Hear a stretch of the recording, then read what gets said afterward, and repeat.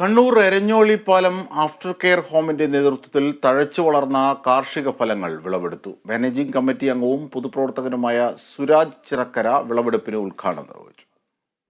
ഹോമിന്റെ സ്വന്തം സ്ഥലത്ത് നാടൻ നേന്ത്രക്കുല, ചേന, കപ്പ, ഇഞ്ചി, വെണ്ട, പപ്പായ, മഞ്ഞൾ, ചീര തുടങ്ങിയവയാണ് വിളവെടുത്തത്.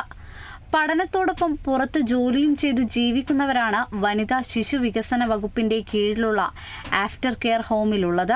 ഉദ്യോഗസ്ഥരുടെയും ജീവനക്കാരുടെയും സഹകരണത്തോടെ വിതച്ച കാർഷിക വിളകളെ ഇവരാണ് നട്ടുനനച്ചു വളർത്തിയത്.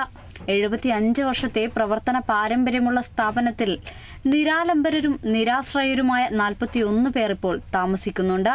After care home superintendent ES Vinsing Albert അധ്യക്ഷനായി.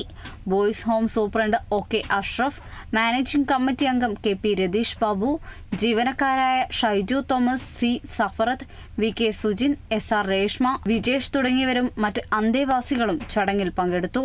Kerala vision news, Kannur.